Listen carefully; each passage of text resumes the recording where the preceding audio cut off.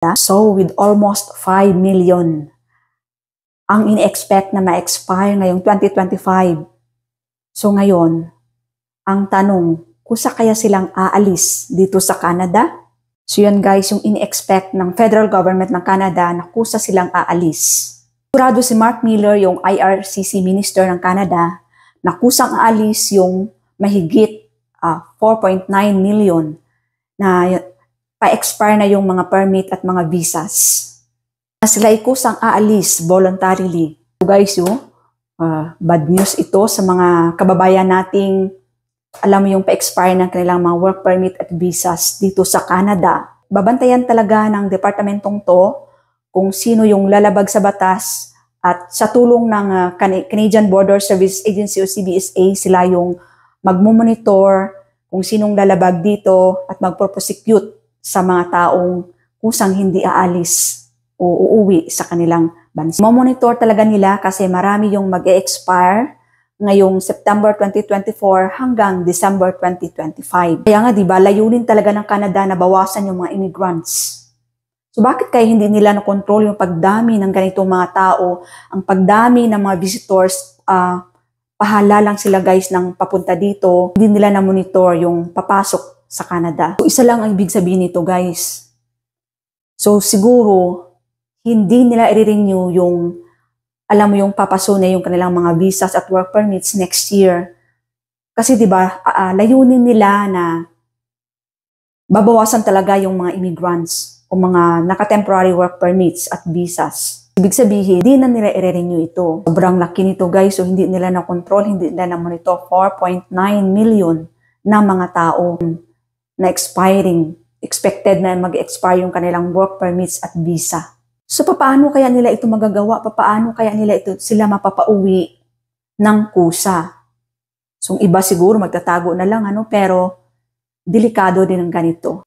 Kasi may magre-renew ng kanilang work permits at yung iba nag-apply na ng, alam mo yung mga international students natin, nag-apply sila ng postgraduate work permits. So ayon dito sa Department of Immigration Canada, so ayun meron tayong 1,073,435 foreign students mula sa iba't ibang bansa na alam mo yung nag-aaral dito sa Canada nung May 3 lang nitong taon. So paano kaya nila matrack ito kung kusang uuwi yung mga ma-expire na mga work permits at visas?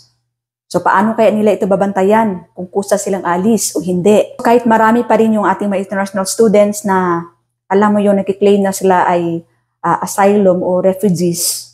So hindi pa rin ito basehan o di kay mababa lang ang chance na magstay sila dito sa Canada. So paano kaya nila mamonitor yung mga taong, yung mga workers na mawawalan ng status? Gusto kaya nilang umuwi o di ba? So itong konting advice sa ating mga kababayan na pumunta dito sa Canada, kung hindi pa okay yung papeles natin, halimbawa temporary foreign worker pa lang tayo, alam mo yung papeles mo ay nagka-problema, so ayan guys, huwag muna nating ibebenta yung lahat ng mga ari-arian natin sa Pilipinas. So iba kasi pupunta dito, binibenta lahat ng ari-arian, bahay, sasakyan. So, ayan, makakaproblema yung papers at saka biglang uwi. Dahil nga sa pabago-bago na desisyon ng Immigration Canada, so huwag tayo padalos-dalos sa ating mga desisyon kung gusto nating walang problema yung ating pagstay dito sa Canada. Sasayang ng efforts natin, yung pera natin, di ba? Siguro yung gagawin ng government, yung mga nag-overstay na dito sa Canada, hindi nila bibigyan ng benefits tulad ng healthcare. At saka hindi nila pa-applyin para mag-permanent resident. Para hindi sila magstay dito at saka uwi na lang. So advice ko sa ating mga kababayan kasi sobrang risky na dito sa Canada. Ayan, mag-isip-isip na tayo kung ma-expire yung papers natin next year. So ayan, hindi natin alam kung i-renew ba ng government, ng immigration. Kasi di ba mahirap dito magstay pag yan ang papeles natin. At saka sobrang hirap dito guys kung wala kang trabaho, wala kang pambayad sa renta ng apartment, So paano ka mabubuhay dito? May mga bills kang babayaran. So ayan, kung may problema sa papers, di ba, why stay?